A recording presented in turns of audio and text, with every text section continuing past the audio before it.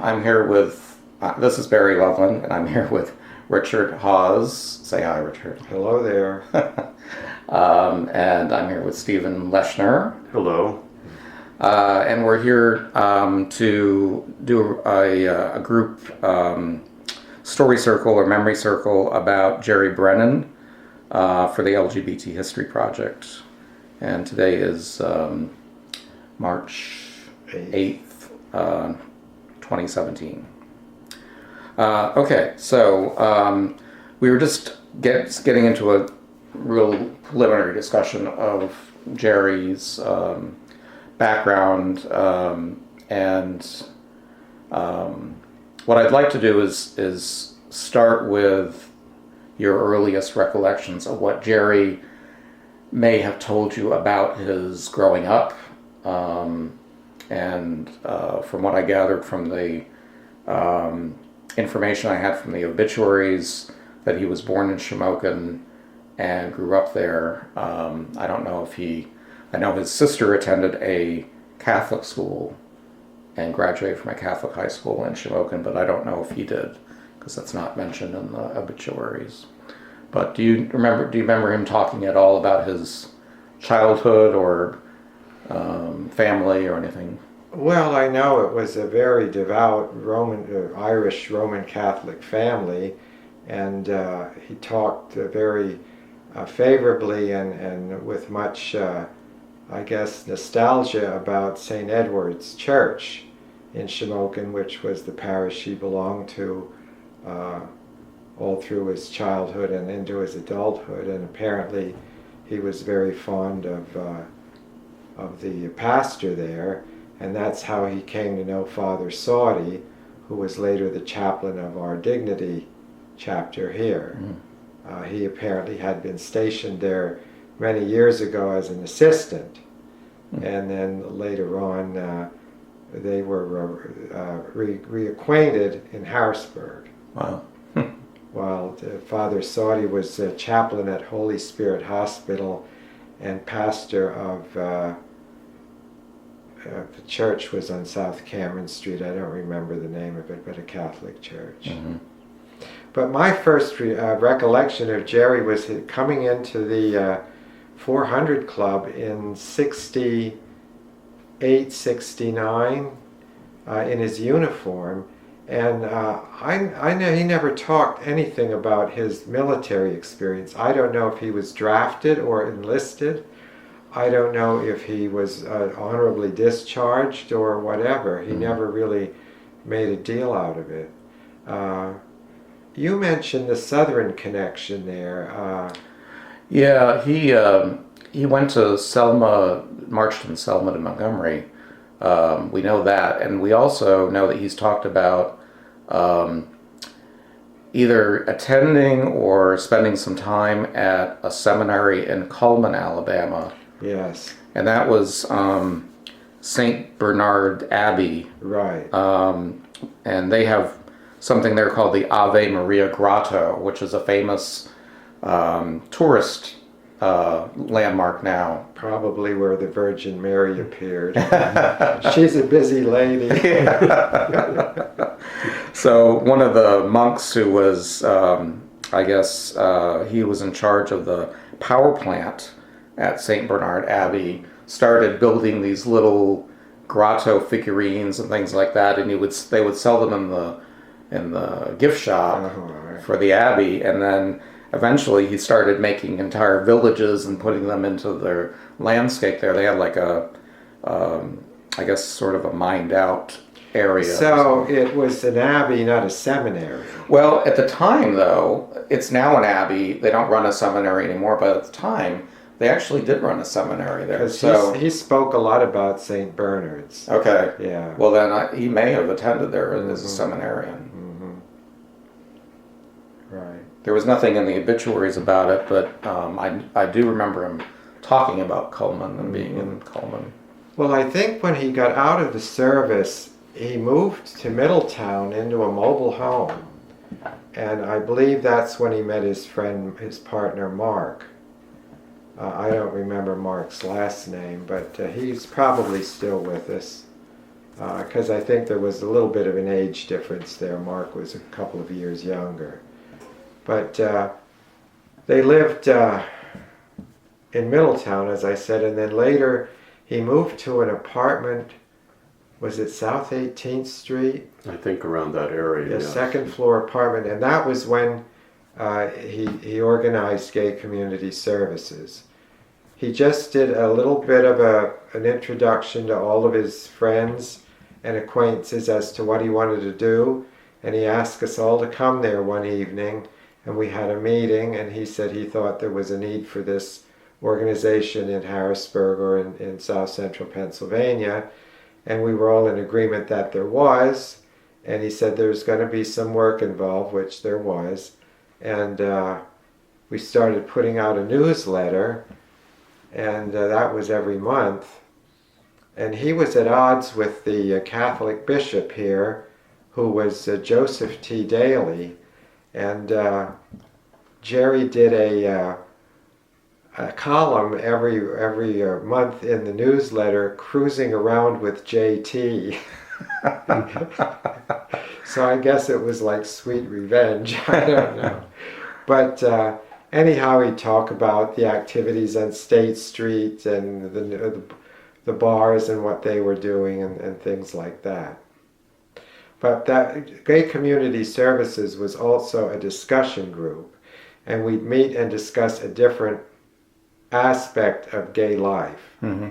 Like we'd talk about the bars in one session, we talk about pornography. Mm-hmm. In another session, we talk about relationships. So we covered a lot of material, and we had people come from all around. Do you remember about how many people would typically come to their... 12, 15. Mm-hmm. Okay. And you don't remember what year that started?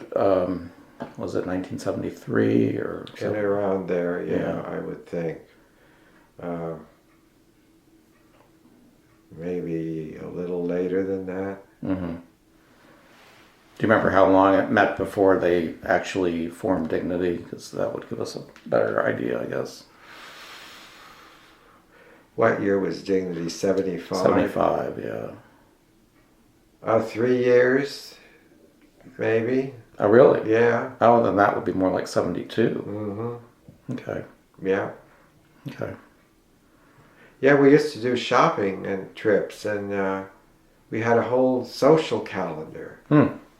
We'd go to not just different restaurants, which we still do with Mm-hmm. Dignity, but we'd go to like different malls and things. Oh, really? Down in Maryland, and Mm-hmm.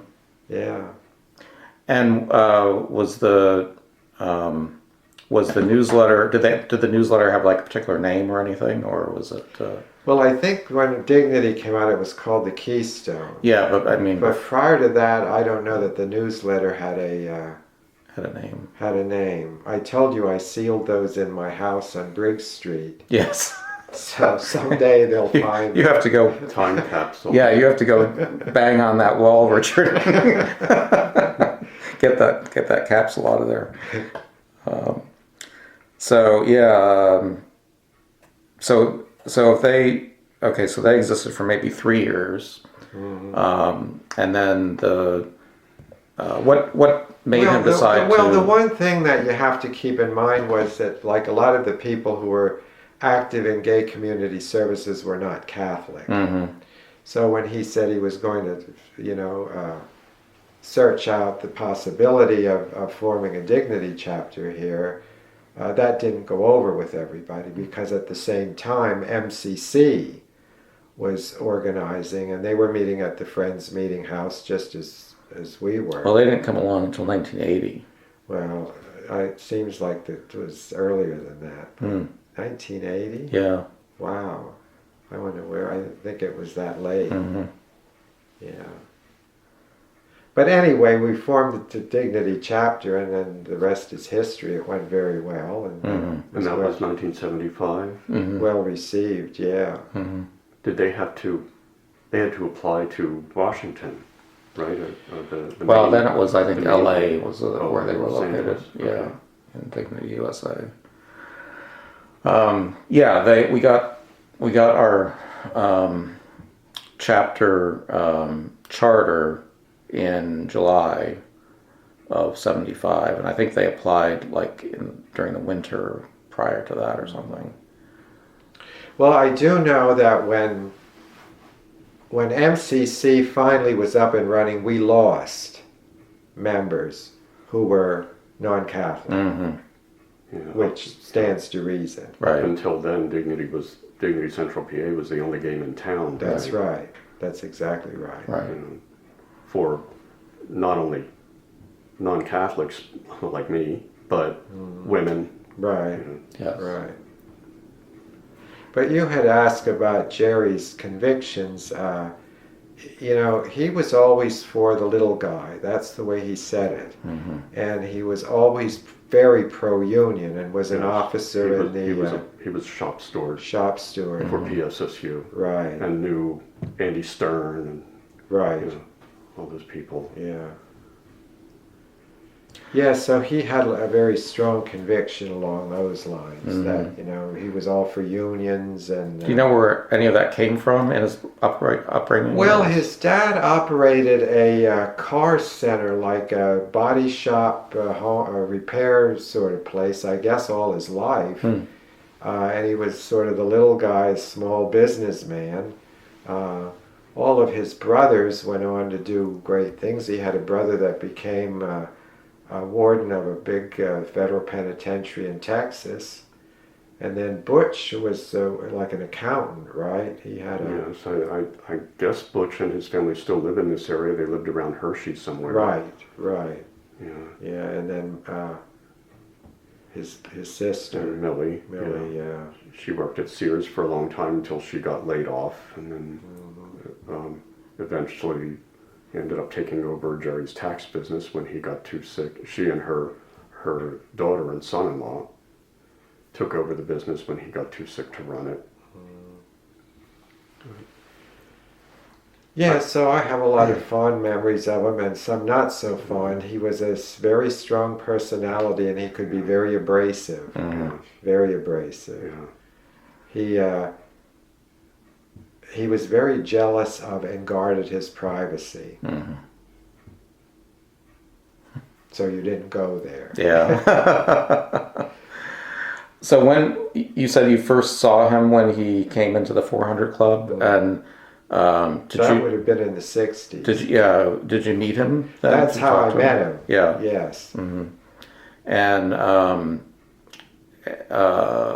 so did you keep touch with him over the course of the next few years until 72 or Well, whenever we all he started had the group? mutual friends. So Okay. we're all sort of connected. And a lot of those people are gone. They've moved away or whatever. But that's how it worked. Was Jerry kind of a fixture in the bars? Would he be there quite often, or would he be someone that was just once in a while, you think? I wouldn't say he was a fixture. But he loved the gay community. And that was the only place to go back then, to be with the gay community. Right. So that's why I think he wanted to start an organization outside of that bar setting. Because not everybody liked bars. Right. And do you think other people from his circle were feeling the same thing, and that drew them to? I think so, definitely. Yeah. Yeah. Okay. Yeah, at our first meeting at his apartment, when I'll say it was the kickoff for gay community services, we had a Catholic priest show up that everybody was sort of shocked. He was a local priest, and I won't mention any names, but yeah. So that was sort of a surprise. But it didn't bother us. I mean, he fit in with everybody, and yeah. And what? Just trying to think. What did they continue meeting at Jerry's apartment through that whole? Yeah, time, we started at the apartment, and I'm a little bit foggy. I know that he eventually bought a house on Bow Street, and I think there were a couple meetings there Okay. before Dignity. And I'm not sure about when we started using the Friends Meeting House. Yeah, I know that would have been after 75, or would have been, right around late 75. Yeah. The as you may recall, Richard Hill wrote a 10-year history of Dignity, the first 10 years. Yes. And one of the things that it talks about in there was that the first meeting, which this surprised the hell out of me, first meeting was actually held in Reading at the home of a priest in Reading. So, The first meeting of what? Dignity. Do you know anything about that? No, I didn't come into Dignity until 1977. Yeah. So anyway, they had. Well, I don't know anything about any priest in Well, Reading. they apparently had this Father Somebody's House in Reading was the first meeting, and then they had another one at somebody's place in York, and then I remember that one. okay. What? Tell me about that one. Well, it was out in the country, and they had a big horse-drawn sled in the living room. And when we got there, the old guy got up and come out in his long johns. And everybody still talks about the sleigh in the living room, whatever relevance that had. But yeah, that's where we had it. Yes, I remember that. Like a farmhouse or It something? was out in in the country, yeah. Wow. But the long johns I'll never forget. So then they moved back to Harrisburg and started, I think, meeting in, I don't know if it was Father Sadi's or if it was. Well, Jerry somebody's house. had contacted a lot of different churches. Of course, he didn't waste his time with the Catholic churches, knowing they'd all say no. Right. And he contacted different Protestant churches, and they all said no. And he always said, when nobody wanted us, the Friends took us in. Yeah. So he always had that admiration for the Harrisburg Meeting of Friends. Right.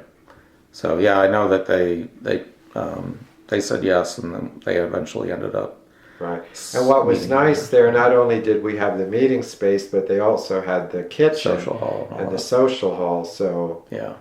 we could do both. Good setup. Yeah.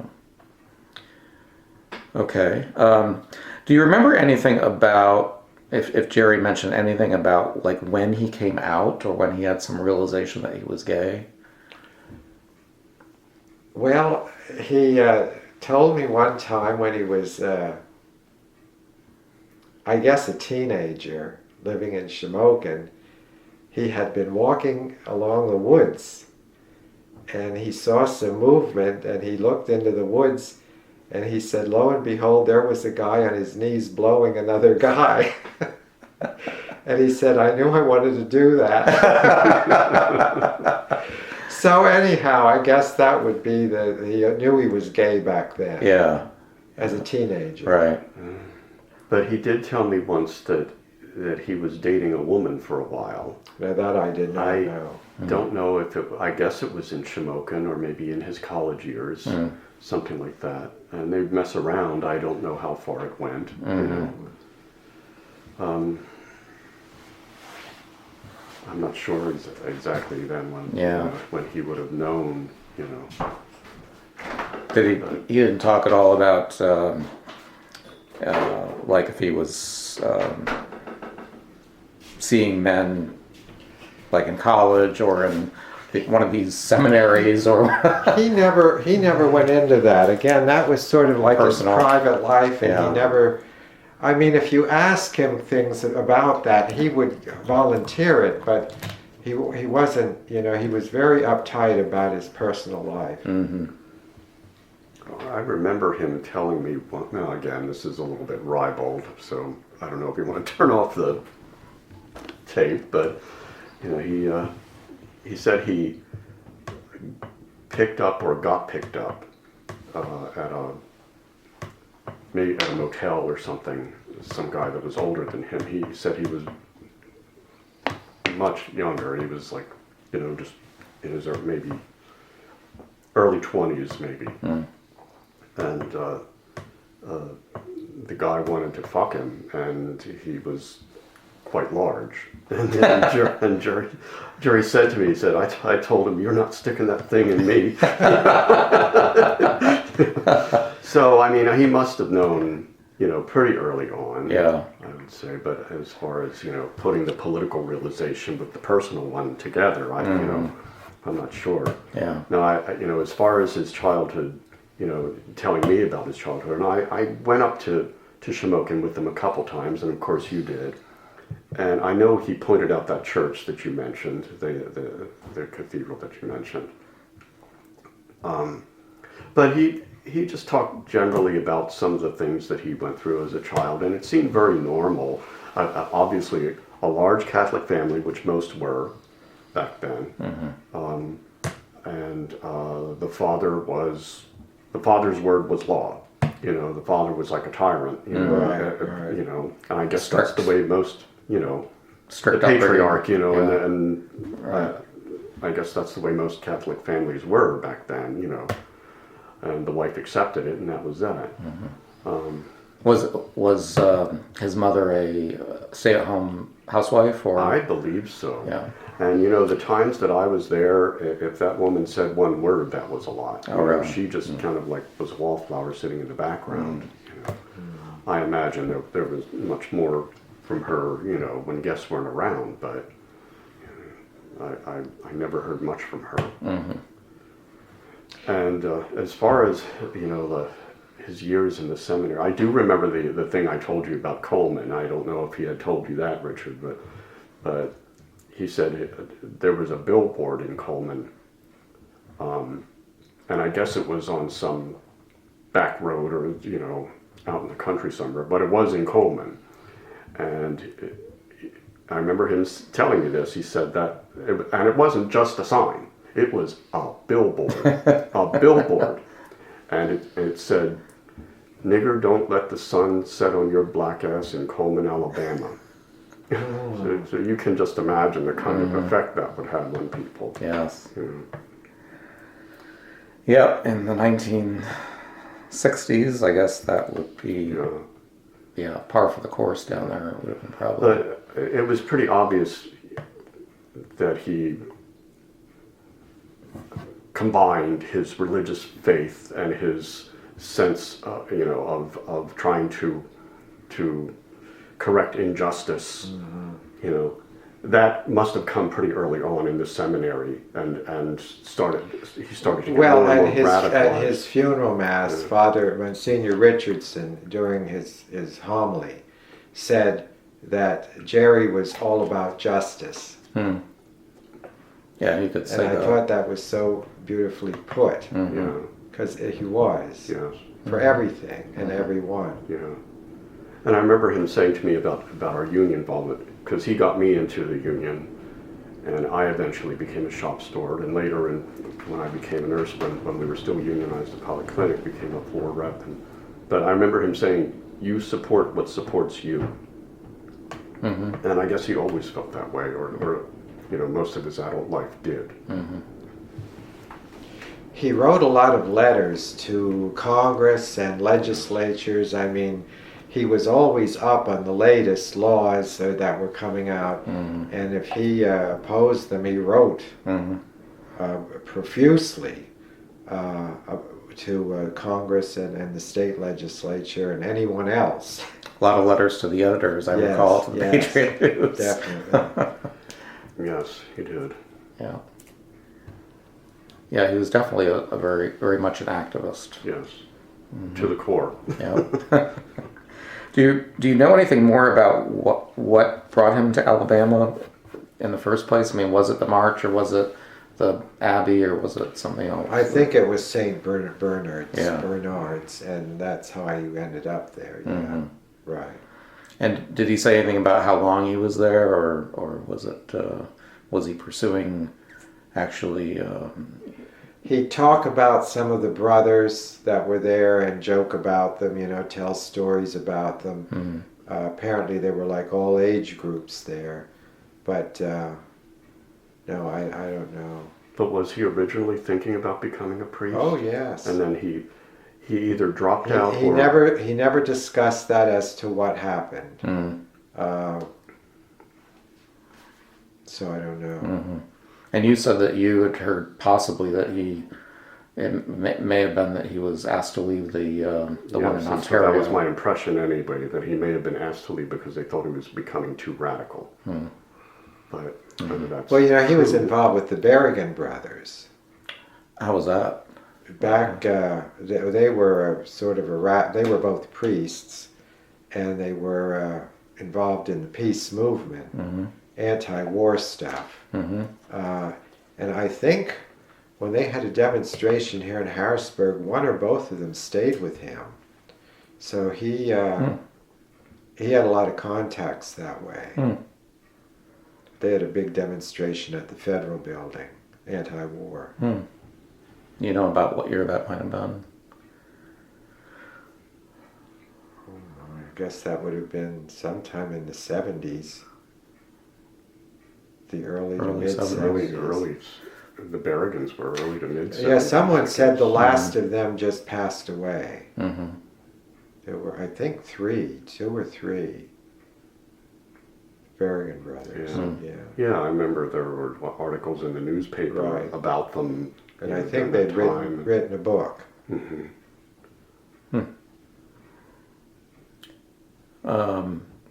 It's interesting that he served in the army during the Vietnam War, and and again, he never talked about that. And like I say, I don't know if he was drafted or whether he enlisted. Right.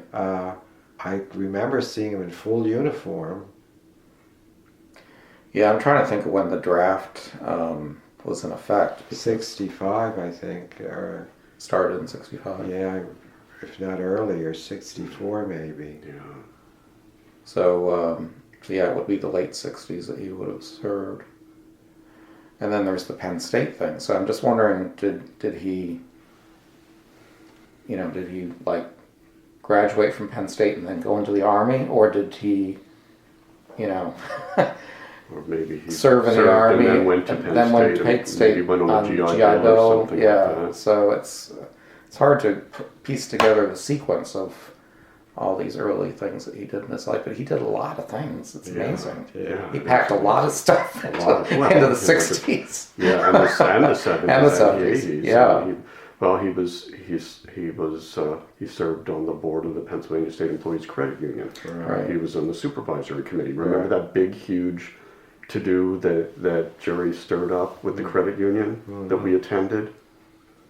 I forget what the crux of that was, but it was big. I mean, it was really big. We were in a big hall with the very largely attended, very large crowd came. I guess it was something about the heads of the credit union. I guess wanted to bypass something and arrogate some power to themselves that he didn't agree with, and he called this big meeting, or was the catalyst for it. Yeah, that's right. Yeah, I was telling someone just the other day about Contact Harrisburg. We used to do training with them for their volunteers, and their strategy was, to volunteer there, you had to go through all of these different training sessions on different facets of operating a crisis line. And the last thing they did was the gay community, because they said that was the litmus test. So we'd come in and we would make our presentation, and some of them would get up and leave. And they said, well, that's exactly what we wanted to happen. If you can't deal with that, you're not going to deal with much of anything else. Yeah. I remember one Methodist minister who had volunteered, and when we did our presentation, he got up and made a tirade and stormed out of there. And But he was, that was part of Jerry's work too, that he contacted Contact, Mm-hmm. and we got, involved with them then for training. Was that prior to the switchboard starting, or was it after the switchboard started? The switchboard? Yeah. It was, Contact was in business long before the switchboard. Yeah. But I just wondered if the purpose was that we were training them so that if we or if they had referrals that they would Exactly, that was the whole. Yeah. And they did refer people to us. Yeah. So this would have been after the switchboard started. And I know you said that he didn't spend a lot of time like getting the switchboard started and operational and everything, but he did invite someone from Philadelphia. Lee Robbins. Okay. And they came from Philadelphia and did like a presentation or training session or whatever. He was the director of the Philadelphia switchboard, which was well established because, well, it's a bigger city. Yeah. But anyway, he went through the paper looking for storefront rooms for rent and circling and said, here's how you get started, and how much does it cost to get a regular standard telephone line and things like that. Then with seed money, they bought furniture, desks, and things like that. And people, I think the beginning was on Verbeck Street, near Verbeck and Green, or Verbeck and Penn. It was like a shed in the back of somebody's garage, gay couple's Yeah. house. And because I heard stories about the volunteer would sit there with the bucket while it was raining and catching the water, so the roof leaked. It had very humble beginnings, but it did take off. Right. Didn't they then move it to someplace on like Market Street? Or... They moved it to the above the old Strawberry Inn, That which was on burned. 2nd Street that burned. Yeah. And That was always, there was always suspicion about that story. I never got the full story, but someone died there. yes, one of the bartenders died. But yeah, they had a second floor room, I guess, up there. Then we were at the Council of Churches. Well, I think they moved to, you said Market Street, I think it was the YWCA building. They got a room there briefly, and I don't know how long that lasted, but then I think it went to the Council of Churches after that. And then Planned Parenthood? Yeah, the basement of Planned Parenthood. Yeah. And it was there for quite a while, Yeah. Planned Parenthood. Well, Debbie Reed was the executive director of the Planned Parenthood chapter there, her office, and she had contacted us. Sorry. I went in to see her, and she said that, excuse me. Mhm.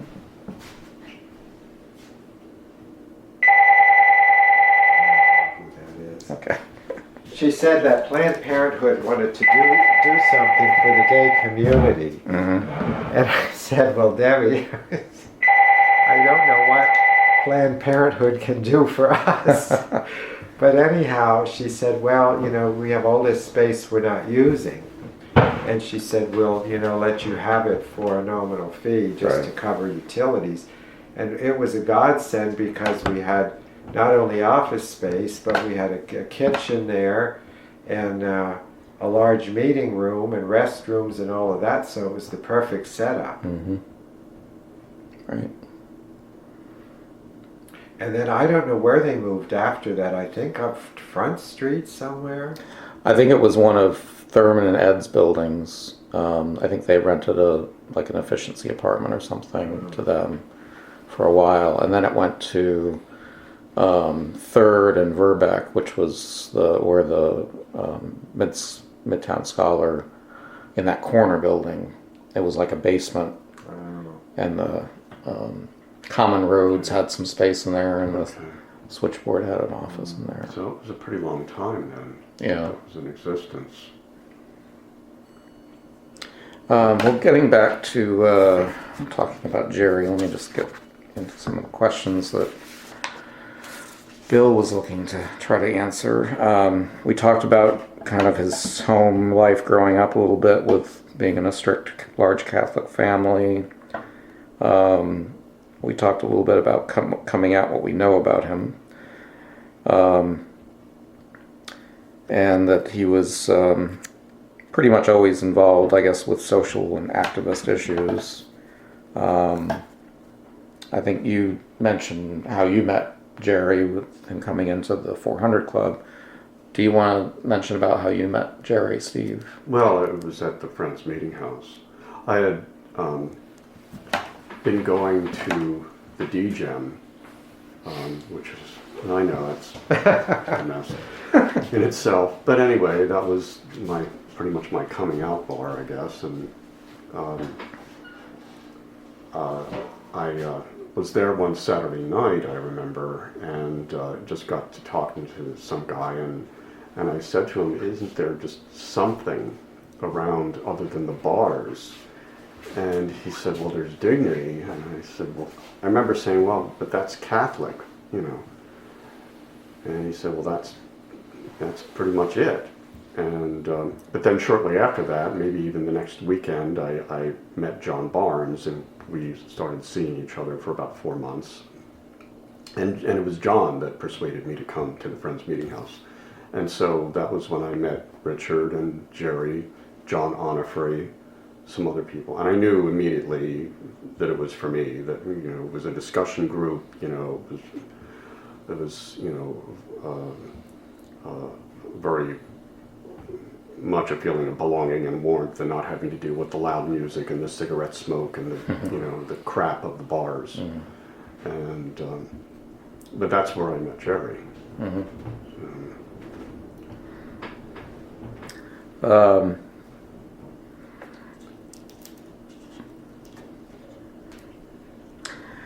Well, the next question he had was what led him to pursue degrees in career and social work. But I think we kind of get some sense that since he was always kind of feeling like he wanted to be an advocate for people who were kind of downtrodden. And, right, exactly.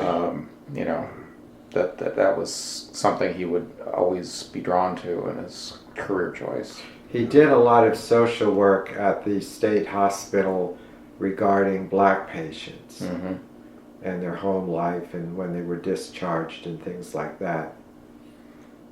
He told me one time he gets into a lot of black homes. Mm-hmm. Mm-hmm. Did he talk much about his work with you guys?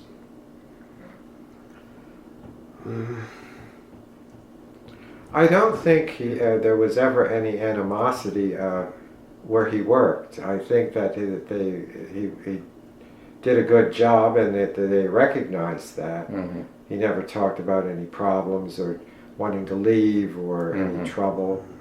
No, I remember though, he had helped. One of the reasons why I ended up getting into the union then was because he had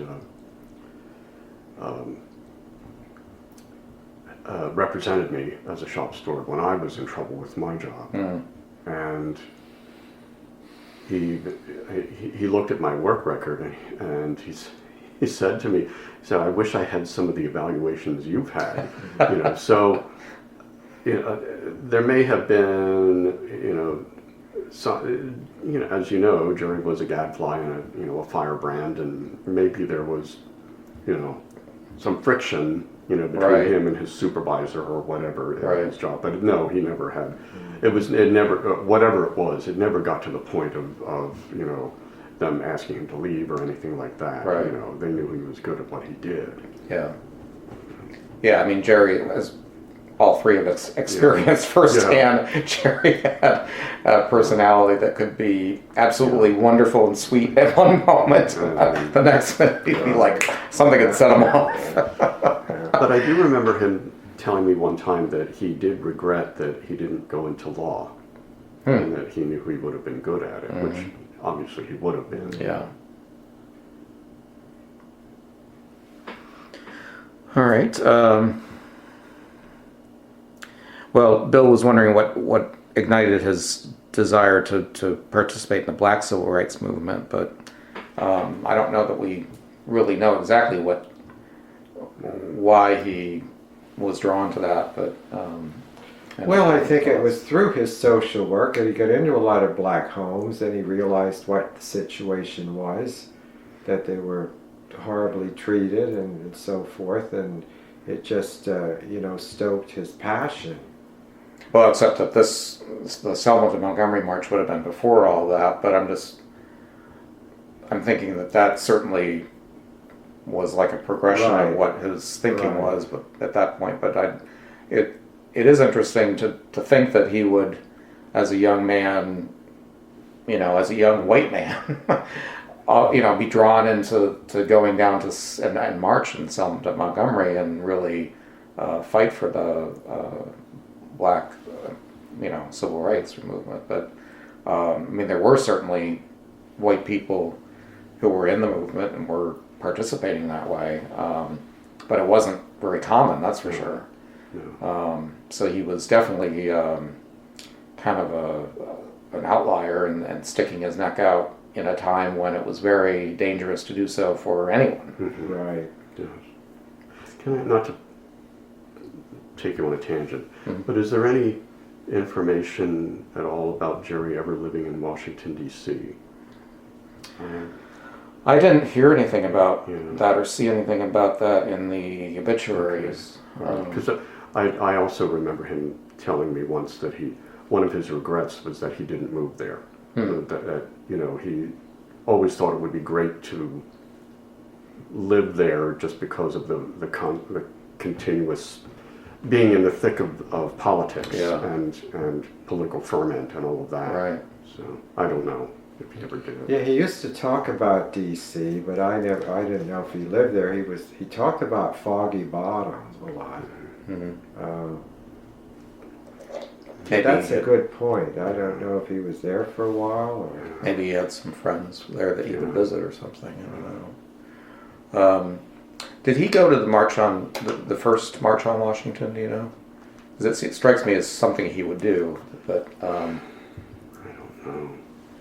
because the '79 was the first one, and then '87 and '93, and I'm thinking he went to at least the '93 march. He may have gone to the earlier marches, but I don't know. Probably. Yeah, I don't know. I would think probably as well. Mm-hmm. I mean, I remember being there with you and John Barnes. And what year was that? Was that the 90s? I think so. Yeah. Yeah, that was '93 probably. That seems like so long ago. Yeah.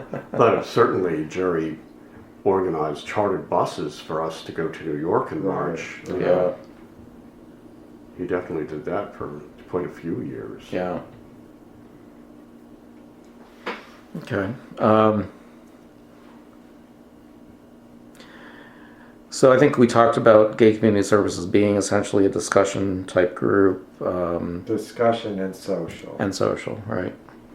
And that eventually it kind of worked its way through deciding to morph into dignity and yeah.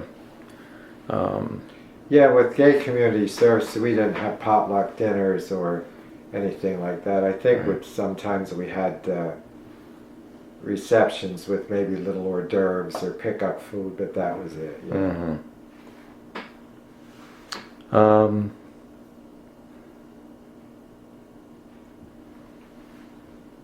Talked about those questions.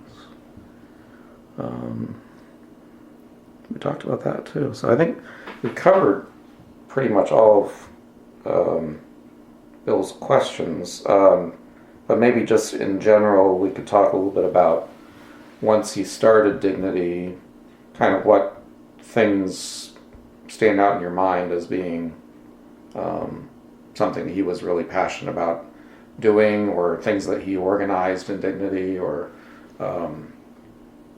what did he? Well, we started with a pledge system. I don't know if you knew that or not, but rather than just asking for money, he asked everybody to pledge a certain amount every month. And we did up pledge cards, and they could check off whatever they wanted to give, and they could send it in or turn it in, whatever, at the meetings. And it produced a lot of good income for the chapter. Because other than that, we didn't really have any income other than offerings. Mm-hmm. And yeah. But yeah, well, the chapter did a lot of things. I mean, was it our 10th anniversary when we had Quentin Chris, and that was at I forget the Arches. The Arches, Mm-hmm. yes. Mm-hmm. And that was, I forget the members. Was that when we finally reached 100 members? Yes, yeah. And some of that was because of the volleyball that was going on at the Police Athletic League. And I remember Jerry and I would leaflet the bars. He'd print leaflets, and we'd go and ask if we could pass out, leaflets about the picnics that we would do at Pine Grove Furnace and stuff like that. And we'd go through and hand them out, and yeah, the Pine Grove Furnace picnics were a big deal. yeah. Very big deal. I remember the one we had up to 40 people at the. Yeah. Do you know how the volleyball came about? Obviously it was some kind of offshoot of Dignity. Yeah. It was, I know you ended up at the Salvation Army gym then. That's where you played, right? Well, it started out that for the longest time it was at the Police Athletic League. Yeah. But I was out of it by then. But when it got to the Salvation Army, but yeah, that eventually moved, I guess, to the Salvation Army. Mm-hmm. But that's how a lot of people that well, Richard Hill was involved by then, and Barb Graham and people like that came into the group. and I know Rich was pretty involved in the volleyball. Yeah. So I don't know if Yeah. I don't know if he was the one that actually started it, but he certainly. Claire Gunnett. Yeah.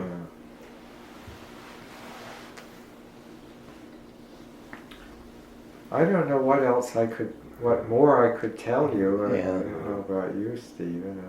Well, the only other thing, I guess I told you that it was either Jerry or Father Saudi that said that the reason, and I'm not sure if it was the gay community service but I think it was the gay switchboard, that they said the reason that it was started was because they heard of a suicide of a young man in the central Pennsylvania area. I don't know if it was Lancaster but it was this area, and it was because he was gay and closeted and lonely and maybe being harassed or something like that, and he committed suicide. And when they heard about it, they said, "This needs to stop. This needs to be addressed. Something has to be done." So that was an impetus. Now I don't know, Right. who it was that that died. Yeah. Well, it's a very telling story, because I mean, I think back then there was probably a lot more of that going on than anybody had knowledge of, and it was probably kept very quiet in most most circles. People didn't acknowledge that he committed suicide because he was gay. He just committed suicide. So yeah, and they may not even have known. The person may not even have told anyone. Right. Right. Well, that was one of the reasons too that Father Saudi went to the bishop at the time to let him know that he felt there needed to be a ministry to this community. And Father was, well, you mentioned that Father knew Jerry from Shamokin, or met him somehow through there, and then, so Jerry already knew Father Saudi, and I guess must have reached out to him when he was deciding. Right, like I said, at the time he was chaplain at Holy Spirit Hospital and lived there. Right. And then he had a parish later on Cameron Street. It was Sacred Heart. It's no longer there. Right. And that's where the contact was made. A group of us had gone there to meet with him. Okay. And so he was willing to Right. stick his neck out, basically, Right. because at that time, especially, even now, it's, Well, Father then, I mean, he didn't want to do this on the sly, so he went to the bishop and told him what he was going to do and why. right. And he cited that case of the young guy that they found hanging in the basement in a dress.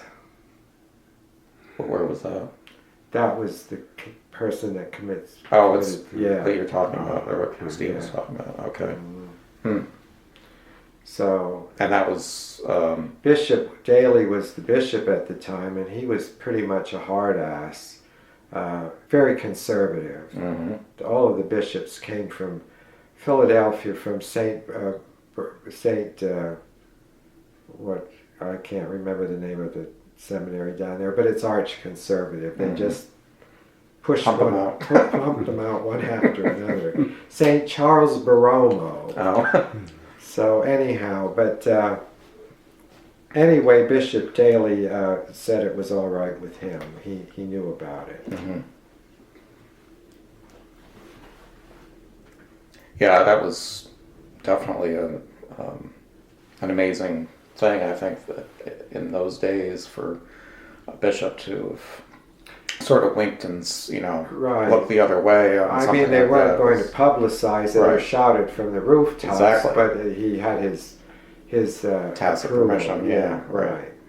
right. Sounds like it was lucky that for them to get that, Yes. considering. Yeah, because in most the places, cities and everything, that they wouldn't even have given him the time of day, let alone permission or whatever.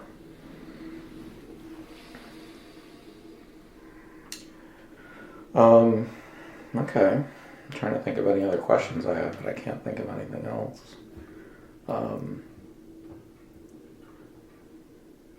I remember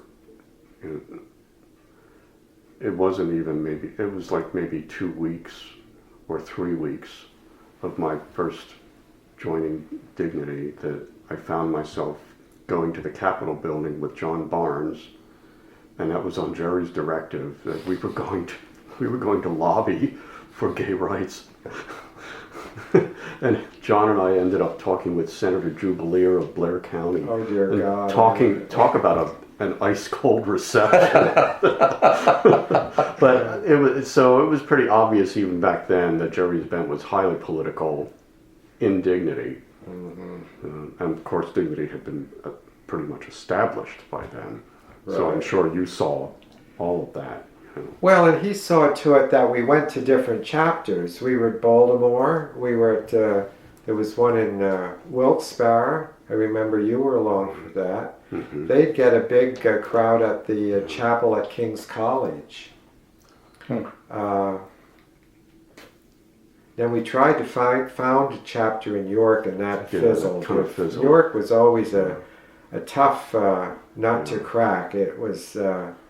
I don't know. They were really uptight about it, so we gave up on that. Yeah.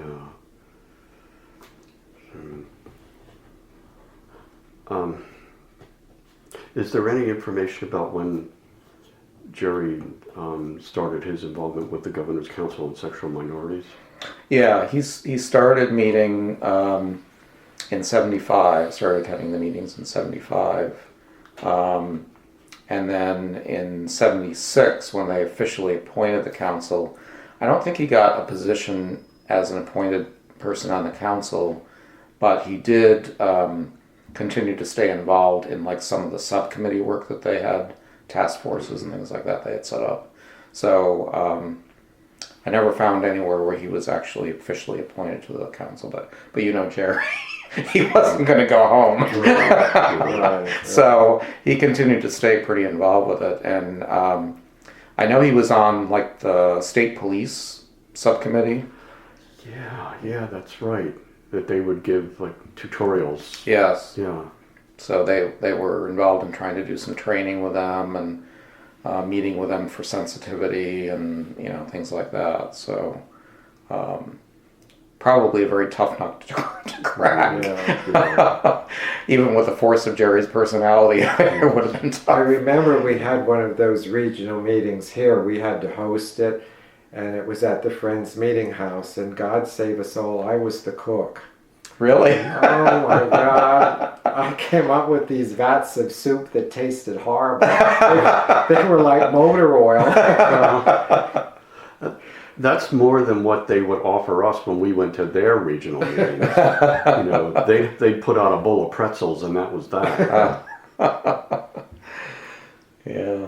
And I remember the regional meeting we hosted at John Fulby's house when there was a snowstorm, and John Lippard was out shoveling the driveway half the time. And people came in from Pittsburgh and Philadelphia. It's amazing. Yeah. Do you remember when Robin Tyler was here? Yes.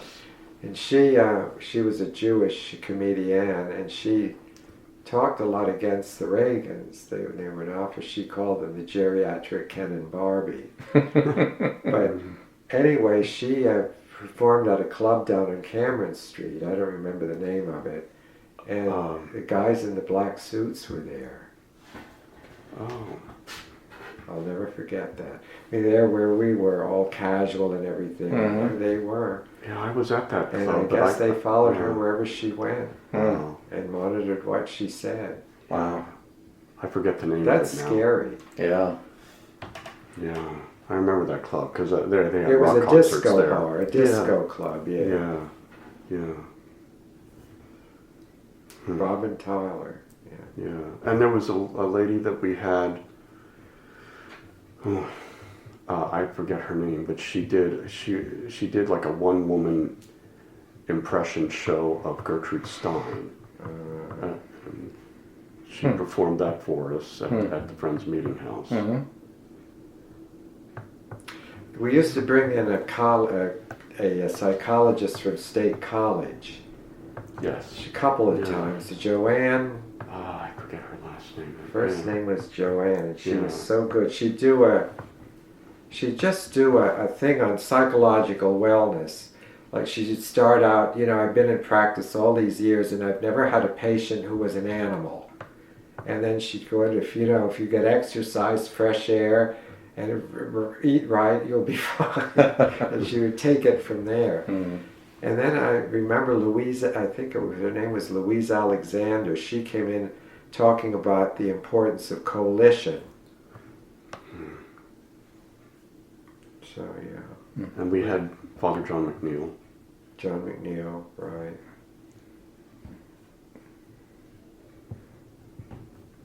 Yeah, he passed away not too long ago. Yeah, there were, as I recall, there were a lot of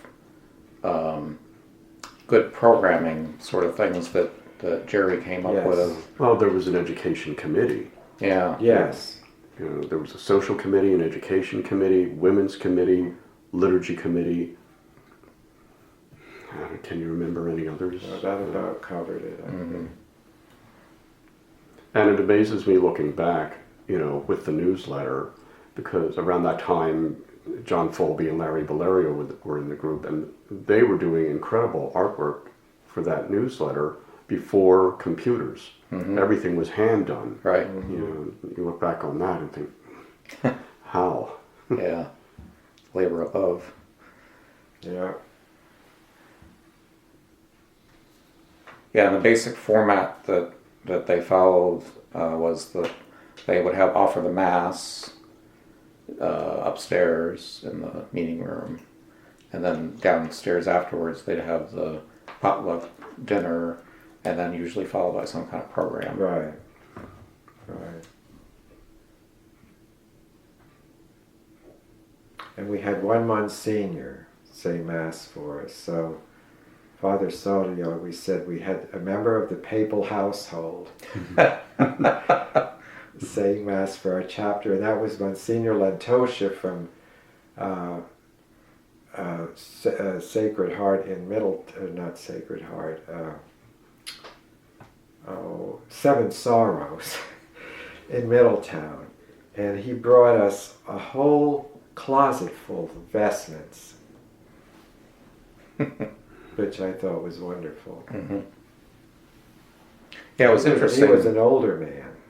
It was interesting how much cooperation Father Sadi was able to get from other priests, because I remember seeing like the list of priests that was like on call for doing service or doing mass. With Father Allen. It was quite a few. I mean, it was like a whole long list. Father Beeman, Monsignor Lantosha. What was the other guy's name? Chet. Can't remember. He's a big guy. He was a priest. Chet Snyder.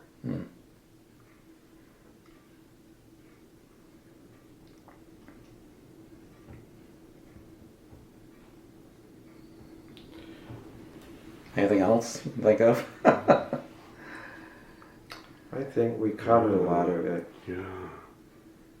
Okay, good. He, of course, as you know, was in a couple relationships throughout his life. Oh yeah, let's talk about that. Weren't, there were none that were I would call long term. A month to a couple of years maybe. Mark was his first partner that I knew, very, very good looking younger guy. I don't know if he's still around or not. He certainly could be. I think they had lived together for a while and then parted ways. They remained friends, but they had each had their own place. He had seen Bob, well, I shouldn't mention names, I guess these people are still around. But anyway, yeah, and then the last one was Gregory, right? Well, was he with Jeff for a while? He lived in Philadelphia for a bit. Again, I don't know if I should mention a name. No, I don't know. Well, the last one was Steve, Stephen, right? Felton. Yeah. So he did have, some long-term relations, and some of them they had lived together. Yeah, I remember Gregory now. Yeah. Gregory was just on TV. Oh, really? Yeah. He had gone up to live in New York at some point. I think he was the West Coast. Oh, okay. Well, he did hair and makeup, whatever you call that. Yes. Women. So, Yeah. yeah. So he wasn't without romance and love. Okay.